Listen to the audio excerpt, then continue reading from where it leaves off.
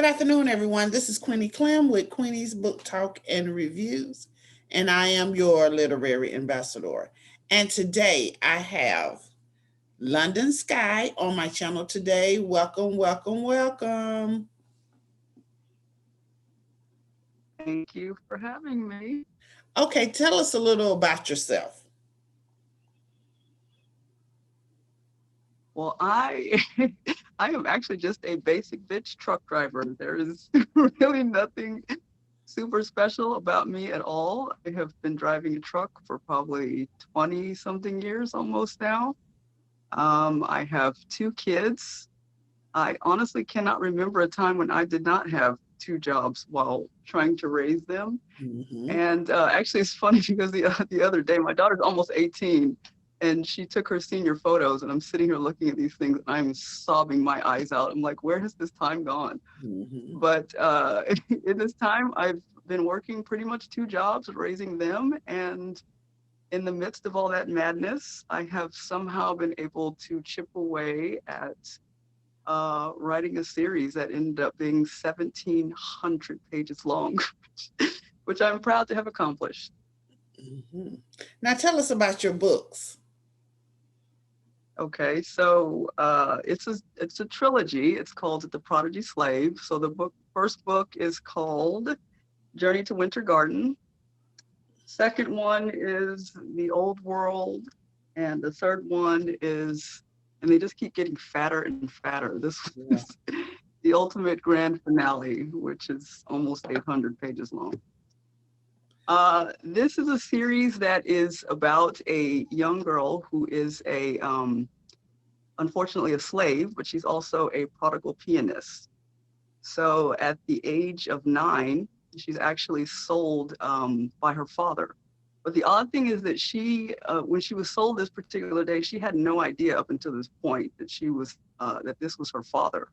Mm-hmm. So there was a struggle between the father and the mother. In the midst of this struggles, there's some things that are said that she figures out, oh my God, this guy that's selling me is actually my father. What the hell? So this is the first time, she's going to this auction block. She's standing on this auction block in front of all these people. These bids are going up, throwing her hand, trying to be the first to own this kid. But she's looking in the crowd like, wow, this guy is my dad.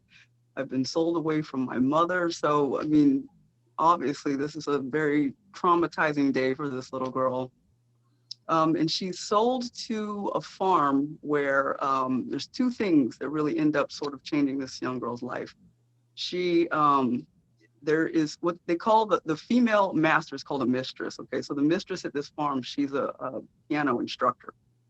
The other thing that ends up eventually changing this girl's life is that there's a 9-year-old boy who lives there as well, by the name of James. And so James is a very introverted, very shy child. To pretty much explain what his father is basically like this white supremacist sort of psychotic, abusive guy. And so James has lived this very a traumatic childhood. Okay. And so he's dealt with a lot of things and seen a lot of things that a child probably shouldn't see. So this particular day, um, his father's bringing home this other little kid who's around his age, and it's very, to see this little kid who's in shackles, it does something to James. Right? He's watching this little girl get taken out of this wagon, so he eventually becomes like very enamored with her.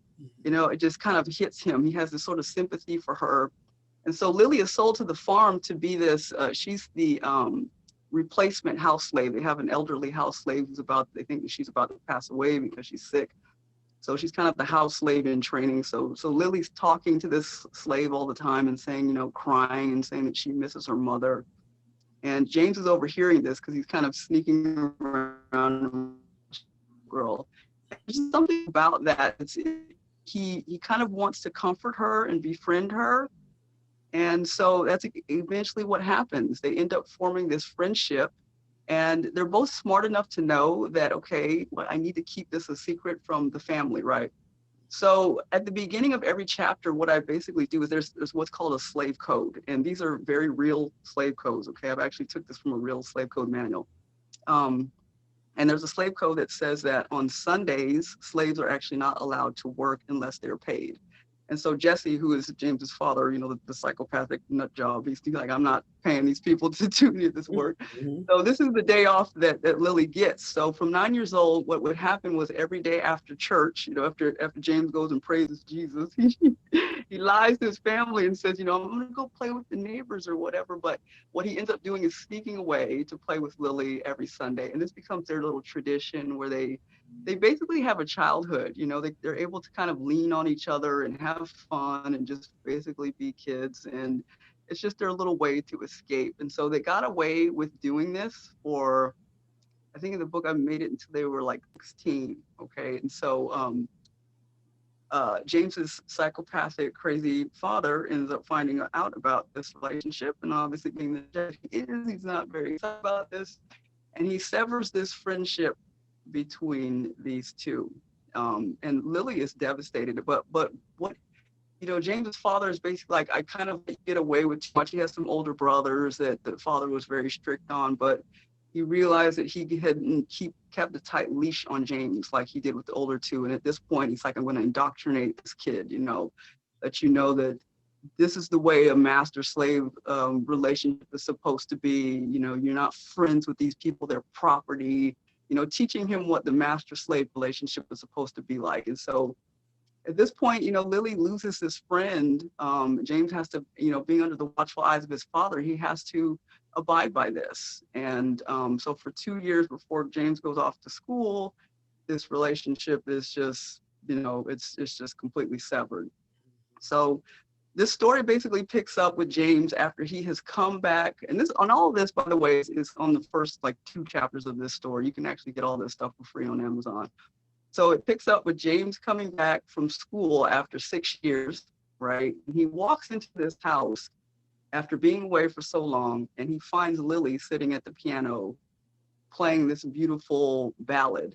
Mm-hmm. And, he, first of all, after his father has indoctrinated him with all of this garbage, he's like, wait a minute, you're breaking the house rules here. You're on this piano. Mm-hmm. But the other part that James is kind of pissed about is the fact that, wait a minute, we were friends for all of these years and you never told me that you were learning to play the piano. So what Lily was doing was while the mistress of the house, James's mother, was teaching all these children how to play piano, she was being nosy and, kind of figuring out how these kids are learning these lessons. And so when the family was away, she was training herself by what she had learned to play the piano.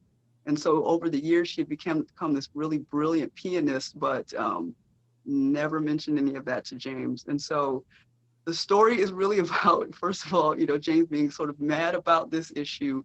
But after everything he's learned from his father, he realized, look, she's broken the house rules. I've got to punish this woman, right? So he ends up giving Lily this punishment. And so this entire story is about where this punishment ends up leading Lily in her life, this journey it kind of sets her on, how this punishment ends up altering James's life and pretty much everybody that they end up coming into contact with. And so that's kind of all I want to tell about the story, without kind of giving too much away. Okay. Well, okay, it talks about slavery. So how do you view slavery? What's interesting? I am very fascinated by this, the institution of slavery. It's one of these things I look back on and I'm like, how the hell did this ever get started? Mm-hmm. It's like, this had to start with somebody that I imagine, like some king or something that's like so tired of paying wages to people. It's like, put up all the brown people, I'm just gonna like have everybody, I'm gonna pay for people, they're just gonna work for me for free, sort of thing. It's just a fascinating thing. How did it evolve on this planet to become something that everybody accepted as being normal? But as I wrote it in the story, I really, it was very important to me to write this.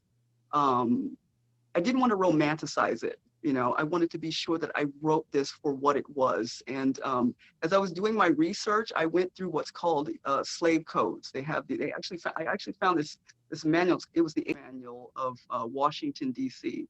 And I was sure to read this thing from cover to cover. And there was times when I was sitting here reading this thing and I was crying my eyes out because I could not believe that this was something that the United States, forced upon people. It is just mind blowing. I felt like it should almost be like mandatory reading for any high school student to realize what the United States once was, what real like racism once was, and what we have evolved to now. So it's just a really fascinating thing for me. I mean, I guess that I can just sort of put it in that way.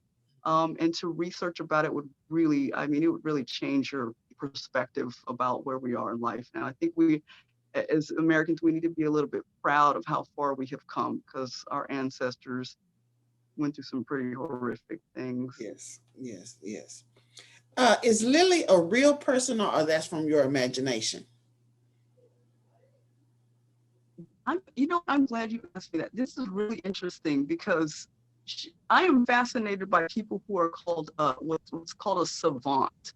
Okay, and this is a person who has uh, usually they're very gifted. I think the most famous is the movie The Rain Man was based upon. I think his name is Kim Peek. Okay, this man could go to the library and just absorb books. He was like a walking internet. He would. I think his father said he could read one page in like 8 seconds. He'd absorb all of this material. But this man, and he could remember it. I mean, like 98% of this information he could remember, but he could not tie his own shoes. He couldn't comb his hair. His father had to take care of him until he passed away in like his 60s or something like that. So I'm fascinated by people who are savants, right? And there's a lot of people you hear they do like wonderful art, or they're great musicians, or playing piano, things of that nature. So Lily was derived from my fascination about that. She is essentially a savant minus the autistic impairments, right? She doesn't have that social impairment.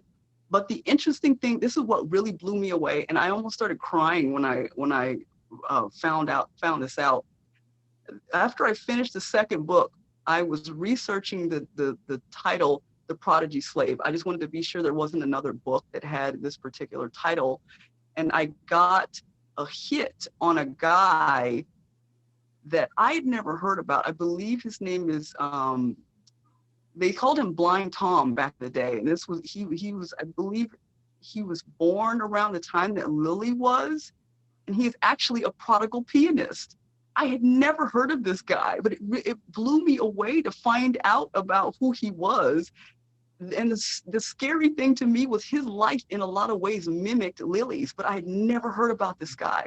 And if you were to diagnose him today, he was absolutely a savant. He was blind, had incredible pianist abilities. I mean, he could hear a song like Lily does in this book, play it back at one time after hearing it, but in that same way, couldn't perform a lot of the functions that somebody who was autistic couldn't tie his shoes or take care of himself.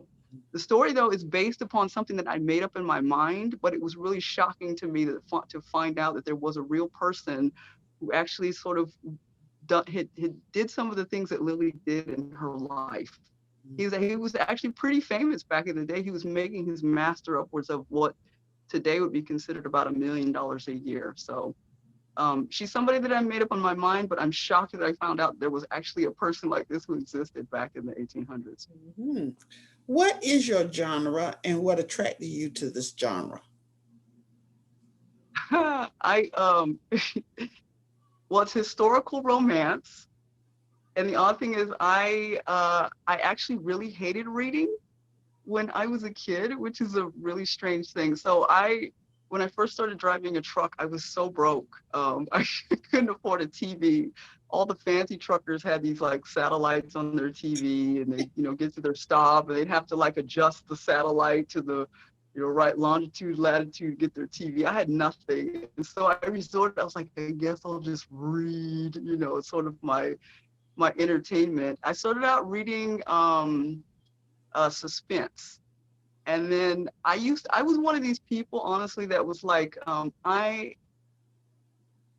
I don't think I'll ever read romance. I thought that the books, the covers were so corny. I was like, I just can't. It was like something about Fabio with his long flowing hair. I was like, I just can't do it, But I said, you know what? Let me stop being this person. I'm going to go ahead and just stop judging a book by its cover. Let me give it a chance. Obviously, this is it's the #1 selling genre amongst women for a reason. So I gave it a chance, and I'm going to tell you something. I was blown away by the material that I was reading, you know, the stuff, it was so graphic, and it's basically like literary porn, you know.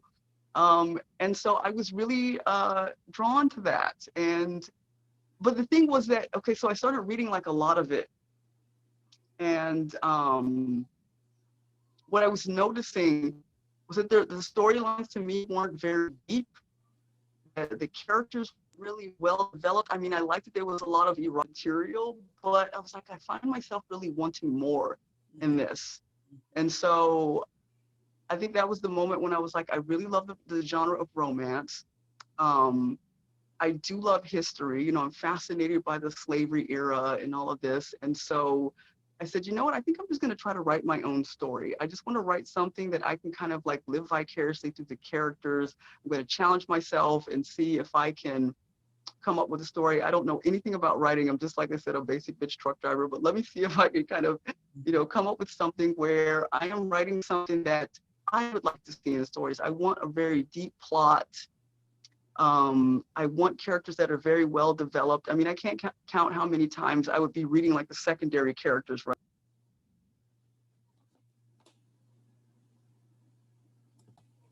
Yeah, I don't remember the question now. Okay. Okay. Yeah, so I think I was saying that what attracted me to it was just finally giving it a chance. As when I was driving a truck, you know, I needed some source of entertainment, and so I resorted to reading books, and finally stumbled into romance. And after reading so many romance novels over and over again, I was just noticing to me there wasn't a lot of depth to the characters, to the storyline. To me, was always kind of the same thing. It was, and I don't want to knock any of these authors. You know, they were great because to me, like romance is sort of like what I would call like the wham bam, thank you ma'am sort of books, right? It's literary porn, right? You don't watch porn for the, you know, deep storylines and the like award-winning acting. You know, you watch porn for a particular reason, and you get in, get what you need to get out, kind of thing. And porn, it was great. Like literary porn for me was great. But I found myself every now and again wanting something a little bit different. I used to watch this soap back in the day, for instance, Days of Our Lives, just kind of date me, but they had this character, Steve and Kayla, and this show did a magnificent job of really developing these characters, right? You understood what Steve was going through. He was this guy who had this patch on his eye, right? He had this thuggish life. He had his eye knifed out in a fight, and they did a great job of developing this character where you just wanted to root for him. You wanted to root for him to have these great things in his life. And he meets this wonderful young lady, Kayla, and they end up having this very beautiful relationship. And you know, had you not learned his backstory, you'd be like, what the hell is she doing with this guy? You know, she can have anybody she wants. But once you learned his backstory, you found yourself kind of rooting for him to have something great in his life, right? So these very well developed characters. And I found myself sort of missing that while I was reading romance. It was just like, you know, here's a story, very quick.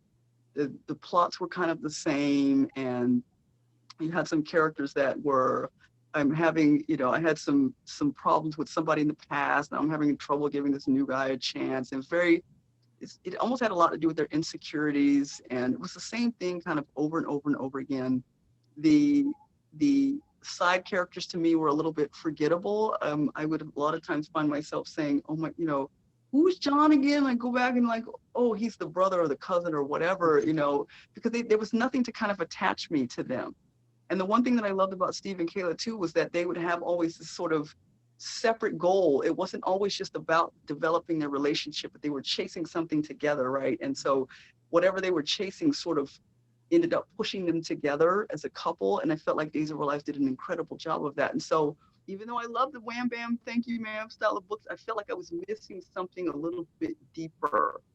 And so, and the thing too for me is that I like couples that come together that are very different, from different worlds, different cultures, different races, where you look at them at the mall and you're like, what the hell are those two people doing together, kind of thing, you know? You know, two smoking hotties, it's obvious that they belong together, but I want something that's very interesting and unique. And so Steve and Kayla had that. but a lot of the romance that I was reading did not have that element. And so that's kind of what led me to say, you know what, I can't really find what I'm looking for in this niche category with two kind of oddball characters together. They're searching, they have this other goal that they're trying to meet, and the characters are really deep, and the plot line is very deep. And I said, you know what, I'm just going to go ahead and write my own story then. Let me try to see if I can figure out how to write and, create this really beautiful love story that it incorporates a lot of the elements that I'm looking for. The wonderful side characters, right? The depth, this sort of cerebral sort of story where you're in the minds of these characters. You're on this turbulent journey, and it's not all about their love story, and they have some other goal that they're chasing. So um, that's what led me to the romance. I really love the genre of romance, but I just wanted to try to write something where it was including a lot of the elements that I felt that I personally wanted to see. I'm not saying that it's bad or good that these other authors left this sort of stuff out. I just wanted to add those elements that I was missing in sort of that Stephen Kayla type story. Okay. What is your role in the literary community? Hmm. I wouldn't say at this point that I have much of a role because I'm such a new author. Um, I think the only thing that I can say that I'm currently doing quite a bit is trying to stop people from judging a book by its cover, because this is something that I've encountered quite a bit in putting out this series. I actually have a book trailer that I put out. It's a cinematic book trailer. It's very real. In fact, a lot of people think that this is a movie Mm-hmm. because of the way that the trailer is done. But people either see that trailer or they see the book cover, and they start making these assumptions about this book. They're taking like 1% information, right? They see the cover. They might take a moment to read the back of the book, the synopsis, and they form this concrete conclusion about the story, about 99% of the rest of the story based upon 1% information. And so, as I get these comments, I'm getting comments from people like, this is, the only way a slave could fall in love with a master is if it's what's called Stockholm syndrome, or there's this imbalance of power, and there's no way that this could ever be fair for Lily to fall in love with this guy. And I'm trying to encourage people to think about what you're doing. Okay, you are literally judging this book by looking at this cover. And so when I get these comments, I try to encourage people to look, don't form these opinions about a story until you've actually read it. Get some context about the cover that you're looking at. And the interesting thing to me is that I point out to a lot of people is that it's people of color it's 100% people of color who are negatively judging this book by looking at the cover because they see this, this white guy with this black woman. I can get that it's kind of shocking, but I kind of point out to them, look, this is what Black people are fighting for right now, right? We're pissed off that a lot of people are judging us by our exterior and coming to these concrete negative conclusions about who we are based upon our exterior. I think you're mad about that. You're saying to people, hey, cops, get to know us. We're not so bad. Yes, we are deserving of being treated fairly. Get to know me as an individual before you form this concrete conclusion about who we are as people before you decide whether or not we deserve to be, partially. And so I kind of try to make that, point that out to people. Like, think about the fact that you're complaining about this on the one hand and saying stop doing this to other people, but then you're looking at this book, taking in the exterior of this book and making a negative judgment about it. So I would say right now, that's probably the only thing that I'm kind of doing in the book community. Like I said, I'm fairly new to it, but yeah, that's pretty much it. Nothing other than that. What elements do you think make a good story? A lot of the stuff that I talked about, like I said, I used to watch Days of Our Lives back in the day. I was like 11 years old when I started watching the show, and they really spoiled me. This show was just incredible. And it's, and a matter of fact, I do notice that a lot of people who watch the show, they get attached to particular couples in this show because they do a great job of developing the characters individually, and a great job of their storyline in this kind of like slow merging of this couple coming together, and they always have this kind of separate goal that these characters are sort of chasing together. So those are the things that, like, I basically want the sort of characters that I feel like I can attach myself to, that I really understand, almost like I'm living in their head. So I think great character development for me personally, and this is obviously all subjective, you know, everybody's a little bit different, but really great character development, just a really great plot where you really, really just find yourself wanting to root for these characters to succeed at whatever goal that they're chasing. What else would I say? I want to feel like I'm there. You know, for me, I want to feel like if I'm reading something that I'm almost seeing it like a movie in my head. So very great descriptions as far as the setting is concerned. Yeah, just something that you're so attached to that you just don't want to put this book down. It almost feels like you're there and you're living it, like you're a part of the story, I guess, you know. So if you're able to write a story like that, where these characters are somebody that you just are never going to forget, and the story is something that you're never going to forget, I think that really makes for a great story. And I definitely feel that way about Steve and Kayla. Like, you know, some 30 years later, they are far and away like my favorite television couple of all time because of the way their story was told. Mm-hmm. Well, how I found out about your books is I'm in a reading group on Oh, okay. Facebook, and someone put the cover and asked, "What are your thoughts?" And Huh.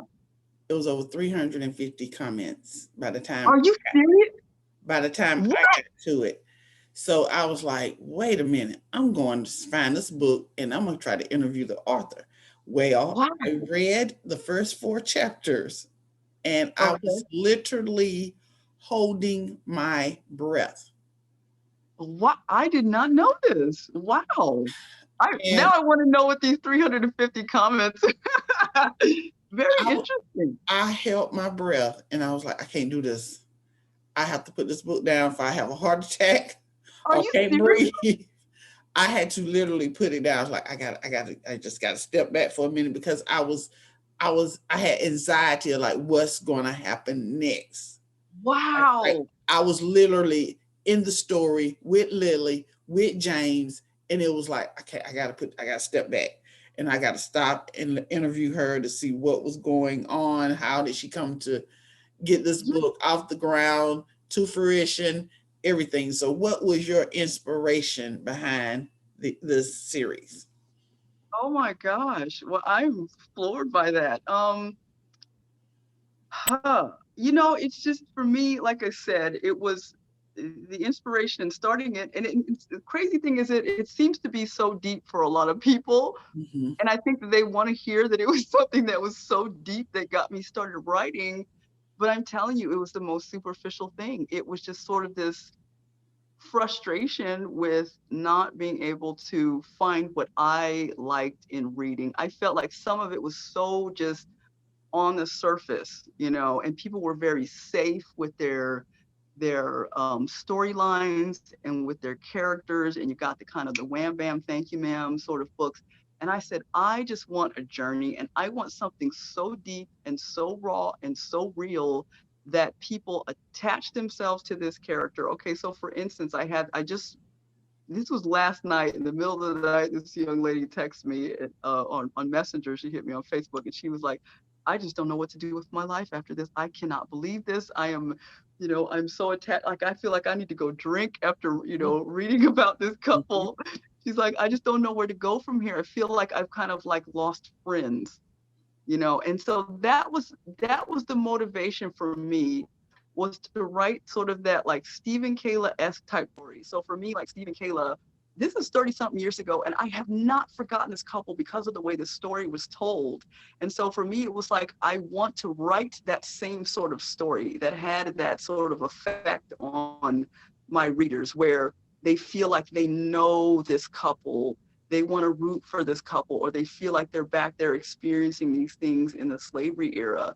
That to me was just the motivation. You know, I wanted the sort of people who are looking for not just something quick and over with and immediate resolution, but sort of a ride where for the rest of your, almost for your life, you know, which I can say with Steve and Kayla, that you don't forget these characters because they're sort of just, they kind of seep your way into your heart. And I'm not saying it does this for every single reader, but that was the goal, you know, that for those who really wanted this sort of story where they were attached to the characters, that was the ultimate goal for me. That's what Steve and Kayla and what they gave to me as a kid is what inspired me to say, I want to try to infuse this into a romance novel. And so it was just kind of with that sort of selfish goal in mind. I know people want to hear like, oh, it's something so much more deeper than that, but it really wasn't. I just wanted something that people felt like they could go on this ride and this journey with these characters, that sort of characters that they will never forget. I mean, I kind of don't know what else to say. I know you want something probably fancy, but that's not really, that's it. Okay, what has been your greatest accomplishment thus far in the reading in your writing career? It is really two things I would say. I had originally published this, and it's a long story why I had to take it down from this publisher. The long story, but when I was back with them, I'd submitted it to about 7 different contests, and it ended up being a finalist, which I was shocked in. This is Romance Writers of America, which is a really big contest, and it made it into the finalist category in 3 of those, and actually took 3rd in another one. It actually won a publishing contract, which was surprising to me as well, because I'm a first-time author. I don't know nothing about writing, so that was a wonderful thing. But the best thing for me is honestly to get reviews from people, like from the young lady that I spoke to the other night, she's written a review on every single one of these books. People who say, I will never forget these characters. Oh my God, this story was just incredible. I mean, these people touched my heart. Or, you know, that a lot of people are saying they didn't want the story to end, that they feel this deep connection to these characters. When I get feedback like that, you know, it is just so, you should live your life wanting validation, but it's validating that at least I kind of accomplished what I was hoping to accomplish. I'm not saying that everybody liked the story, but a lot of people who are willing to leave these reviews, when they say things like that, it means so much to me, because that is what I was seeking to do in the first place, is to have that kind of Steve and Kayla's sort of story, and to hear this feedback that people have been so connected, they have cried. Like, there was one lady who said she was like sobbing her eyes out. She had to like put the book down and walk away and come back to the story. You know, people who said, I was reading slow because I didn't want the story to end. You know, I just want to continue on this ride with this couple. You know, people asking, would you please write some more? You know, I want some hear more about this couple, and can it please go on? So to me, that's been the incredible thing, is to get the feedback from people who feel the way about James and Lily that I did about Steve and Kayla. Okay. Now, one of the questions on the feed, on the in the comments, is what do you say about the backlash when people say, why would you talk about the rape of a Black woman at the hands of a white man? Okay, so I would have to find out what exactly do they mean by that, because I don't want to give away the story, because you know, because this is the thing I've heard, right? They are making this assumption that James, that it's automatically rape, right? If a master is with a slave, I think people are automatically making that assumption. And so if that's what they're talking about, I would have to say, please read the story. Okay. You really have to read the story before you jump to conclusion. I'm assuming maybe these people, if they just looked at the cover, are they jumping to that conclusion? Is that what you mean? I think that's what they're doing. I don't think, some of them had said they are reading the book. Some was like taking the cover of the book and the synopsis or the Okay. blurb of the book, and that's all Right. they running with it, basically. Yeah. Okay. So if they're talking about it's automatically rape, because I have heard that too, that it's automatically rape because um this guy James is technically her master, and that there's no way for her to actually really consent to anything sexual. I understand that, but I to those people I would say you really need to read this story to gain context about what you're looking at, okay? Because I actually did like a really long post about this. You really have to think about the fact that, okay, for instance, I put the slave codes at the beginning, right, of a lot of these chapters. A slave is, they're born into their role, okay? Um, they have no control over that. This is just if their mother was a slave, they are born as a slave. This is actually a real slave code. The same holds true for a master. All right. So it's not like when James was born, all right, the white guy in the story, that the day he was born, he went to the slave auction and he had to go pick out a slave to become a master, right? So he, the fact that he was born, it's his birthright. The fact that he now has this label as a master. So technically, yes, he is Lily's master. But the difference is where a slave is like they have no choice in whether or not they're going to continue to be a slave. A master, it's not really the same thing. All right. You have to think about when you think back to the slavery era, people had like 15 something kids, right? So you would imagine that there's a lot of these kids that end up that you can't, as two parents, supervise 15 kids running around your plantation. A lot of them, of course, are running off, probably forming friendships with a lot of these slaves. um, and it is my belief, and this is not exonerating anybody from the slavery era that is white that did despicable crap to slaves, but I'm sure that there were a portion of those children who grew up playing with slaves, that there's something about playing with them and their experiences that changed their mindset about slaves and slavery as a whole as they grew up, right? And so James is kind of in this category that he ends up befriending Lily as a child, Mhm. and there's something about this interaction that he has with her that ends up changing his perspective about this. And so while technically, all right, because of the way the laws were written, yes, this man was her master. All right, but you really need to read this story and come to the conclusion about whether or not you really feel as though um, what happened between these two would be considered rape in your mind. That I get where people's minds go is that they think of a story like the Thomas Jefferson, what's her name, Sally Hemings story, which was disgusting, by the way. When you read that story, it is nasty. And they've tried to romanticize this and make it seem like it's something beautiful when it was not. I'm the trucker in me one is wanting to come out now because it's really disgusting. And so I get where people's minds default to this could only be rape. Mhm. You know, we take a moment before, like I said, people like to take 1% of this information and form a concrete conclusion about 1,700 pages of material. Read this story, and then you tell me whether or not you feel as though just because James technically has been born, right, as a master, whether or not you truly feel like this is rape.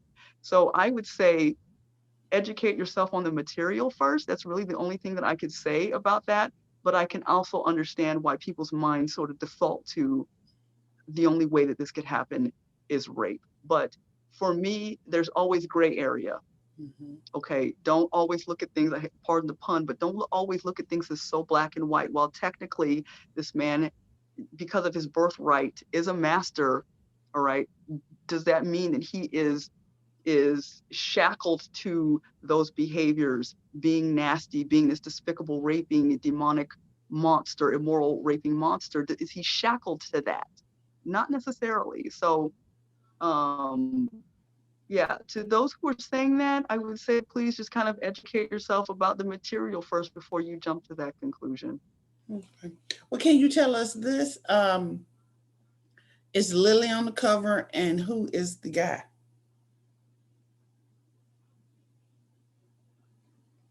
Yes, it's the story. You think about this cover. It was really really frustrating. Okay, because I did not want this cover. It is James and it is Lily. Uh, I had a photo shoot done. This is not these are the revised version of this book, and part of the revision was the covers. I actually had a photo shoot done. Um, it kind of basically had like it's a really long, frustrating story, but cover designer that kind of quit in the middle of this, and there was the original covers. I The woman that was featured to me was just she kind of looked a little bit too Latino, and so I wanted to have another photo shoot done. Actually, I was hoping to have the characters from the book trailer in this, but that didn't end up working out. So I wanted to have this photo shoot because let me tell you guys, it is really, really, really challenging. So hard to find a white guy and a black woman from the slavery era in this sort of, wearing this sort of Civil War attire. It's very hard to find that as like a stock photo, but I tried. The photo shoots failed. I had some, like I said, I had a cover designer that kind of quit in the middle of this. And so what I resorted to for these book covers was literally last minute. I was like feverishly scrolling because I had to get this book out by like November the 4th to get it to Amazon. And I came across this and it was like, give me that. I mean, this looks like closest that I'm finding, they're wearing like Civil War era clothes. It's a white guy, it's a black dude, just give me that. Mhm. So yes, this is James and Lily on the cover. It is not exactly what I wanted, but this was kind of like me in desperation mode, just trying to just hurry up and get something out before I had to publish the story. Well, how was your publishing journey?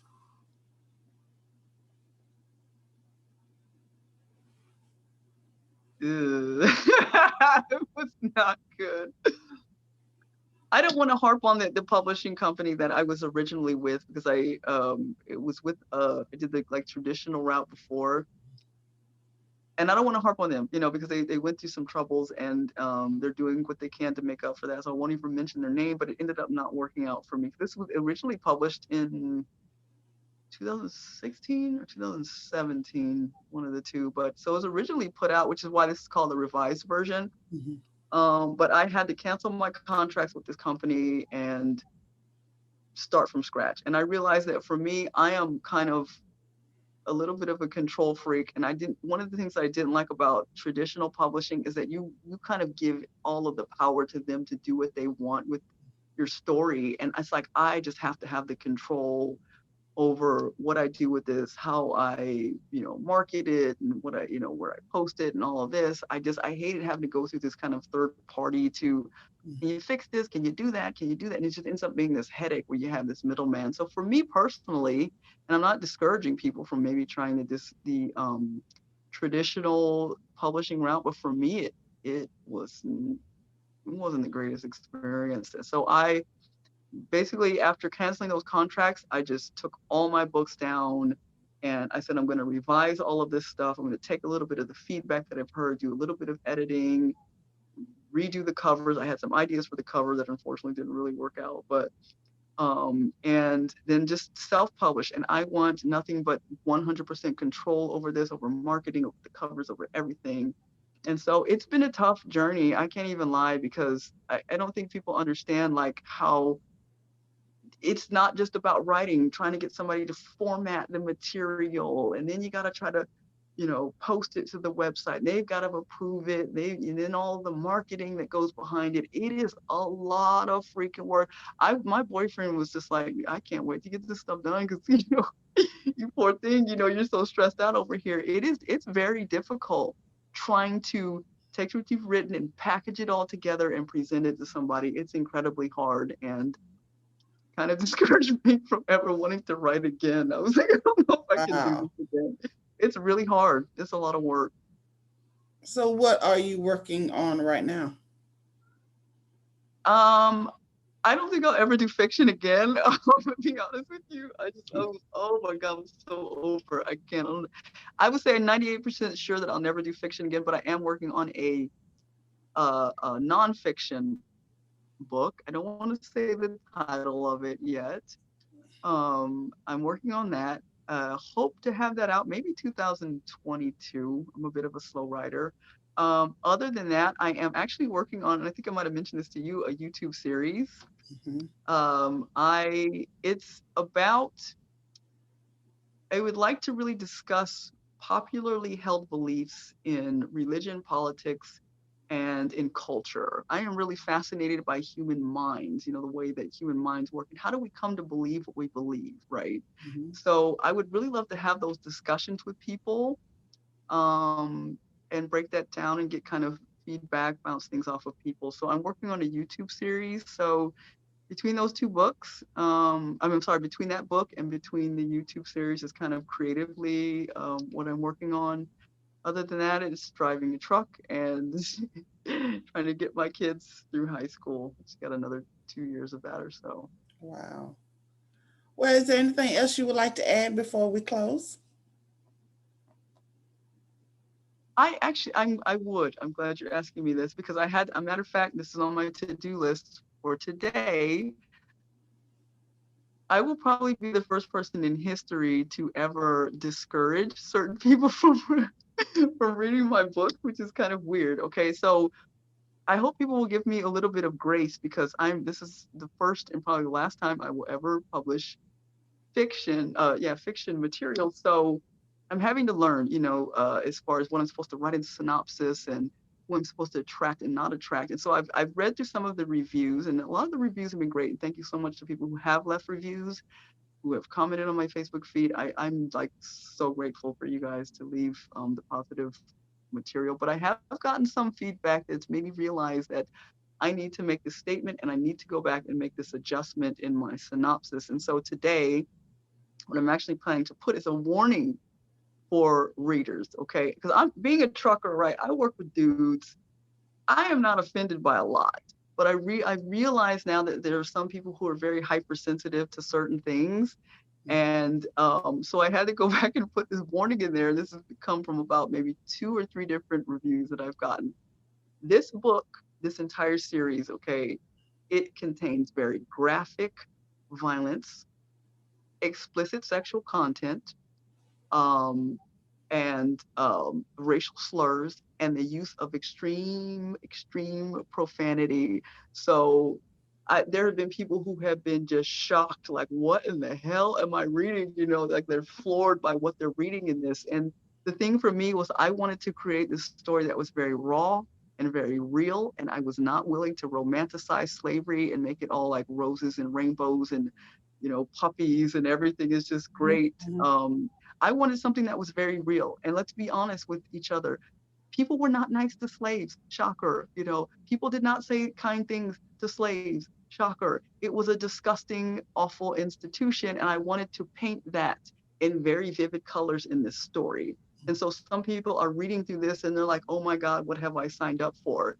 And so I wanted to convey to people that, look, if you're very hypersensitive to that kind of material, stay away from this story. It has very graphic sexual content, very graphic violence. Racial slurs are used, very extreme profanity. So if that's not for you, I respect that. Some people just want something quick that they can escape with and, go on about their day. They want the roses and rainbows and puppies. And I can guarantee you, you are not going to get this with this story. And so I had to go back. I'm going to put that disclaimer at the end of the synopsis today to discourage certain people from reading this. And the other thing that I would like to say is that the other comment I've gotten is that this is a very long story, okay? And I get that. And there's some people, and I think we kind of live in this sort of ADHD sort of society, and I'm part of that too. We have the quick Twitter, 140 characters. You want to, is it a GIF or a GIF or whatever? You want the short joke, and everything's about immediate gratitude. I mean, gratification. And this story is not it, okay? It's a very long drawn out story. It's if you've seen the series Game of Thrones, I would kind of equate it to that. Game of Thrones, it is 8 seasons, this long continuous story. You don't get any answers at the end of season 1 or season 2. It is this. You have a bunch of different kind of plots going on, right? And And at the end of the 8 seasons, everything is kind of like merged together, and you finally kind of get the answer that you were looking for. You have to kind of wait for it, and have this sort of patience as you're watching this show. And so this book is very much sort of in that vein. It's this continuation series, 1,700 pages worth of material, and it's not going to be over with quick. And so if you're the kind of person who just wants to sort of wham bam, thank you, ma'am, immediate, gratification. I want this over with quickly. I don't like racial slurs. I want rainbows and puppies. I don't like cursing and graphic sexual content. This story is just not going to be for you, and I respect that. This was really meant for a very niche category of people, and I kind of understood that probably 80% of people kind of like sci-fi fantasy sort of stuff. This is probably more for like a 20% category who are looking for something that's a little bit more raw and real and very graphic, and you can go on this very long journey with these characters. So I will probably be the first author in history to say, stay away from this book if you cannot handle this sort of material. So yeah, I kind of leave everybody with that. Okay. Thank you for coming in today. I really appreciate it. Thank you for inviting me on. This was cool. And good luck with your YouTube channel. Thank you. This is Thank you. Queenie Clem with Queenie's Book Talk and Reviews. Happy reading. Bye, y'all. Bye.